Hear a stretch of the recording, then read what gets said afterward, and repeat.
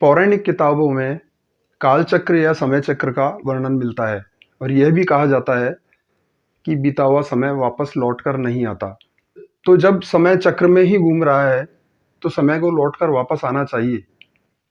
सौभाग्यम सी scheme Jaipur से मैं नरेंद्र गुप्ता समय चक्र या काल चक्र पर चर्चा के लिए आपके सामने उपस्थित हूँ। समय चक्र में घूम रहा है, यह भी सच है, और यह भी सच है कि बीता हुआ समय वापस लौट कर नहीं आता। जैसे हम कोई कर्म करते हैं, यदि वह गलत हो गया तो हम समय को वापस पीछे करके और उस किए हुए काम को एडिट नहीं कर सकते, संशोधन नहीं कर सकते।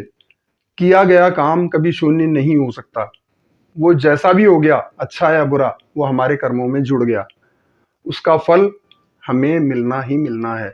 यदि ये किया गया कर्म हमसे कुछ गलत हो गया है, उसके अंदर हम जो सुधार करेंगे वो हमारा दूसरा कर्म होगा।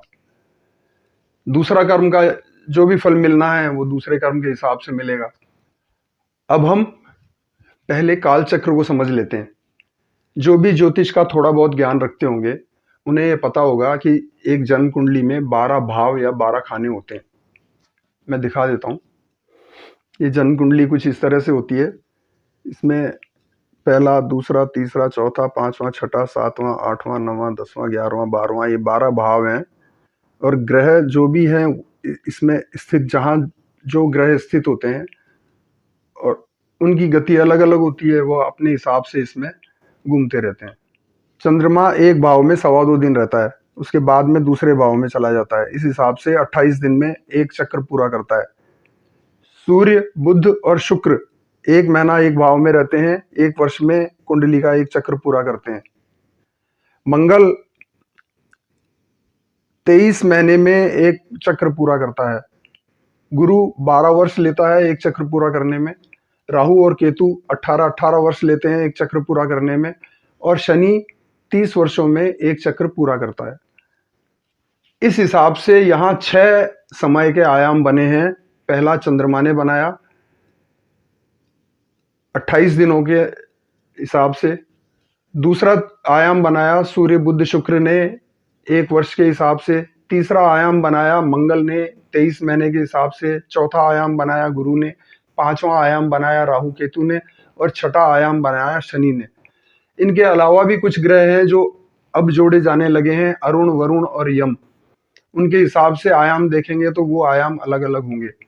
हमारे द्वारा जो भी कोई कर्म किया गया है वो किन ग्रह दशाओं में किया गया है और किस समय के आयाम में फिक्स हुआ, फिट हुआ, निश्चित हुआ।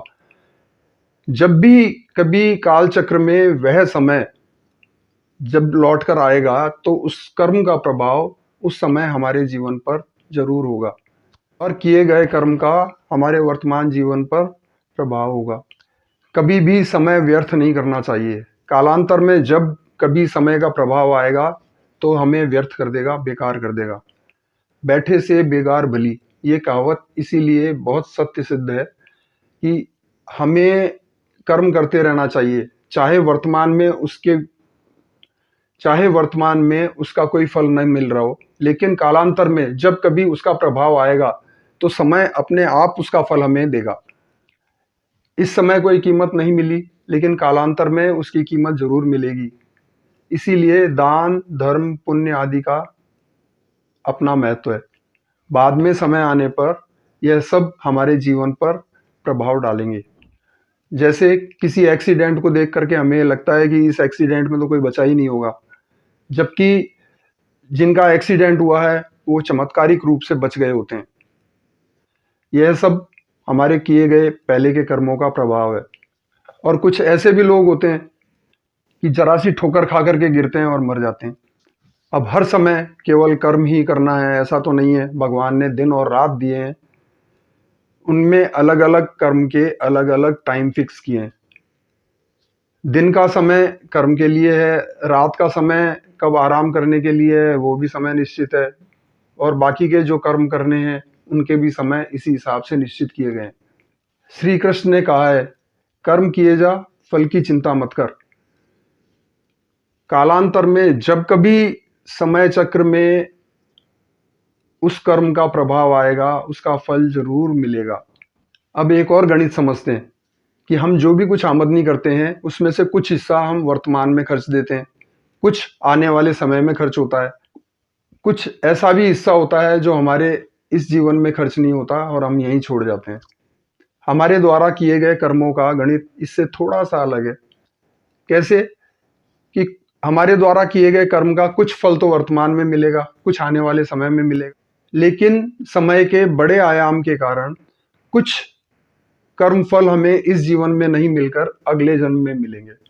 इसलिए हमारे द्वारा किए गए कर्म का कब-कब फल मिलना है, यह सब निश्चित है कि मिलेगा ज़रूर। इसीलिए अच्छे कर्म करें, आगे आने वाला समय अच्छा होगा। अच्छा करें, करते रहें और समय व्यर्थ ना करें। आपके विचार हमारे लिए बहुत महत्वपूर्ण हैं। नीचे जो कमेंट बॉक्स दिया है, उसमें अपने विचार ज़रूर लिखें। ये हमें अगले वीडियो के लिए एनर्जी देते हैं। हमारी इस वीडियो को लाइक करें, हमारा ये चैनल सब्सक्राइब करें और यह वीडियो अपने मित्रों तक शेयर करें। हमारी वेबसाइट है www.upcharkendra.com upcharkendra.com। धन्यवाद।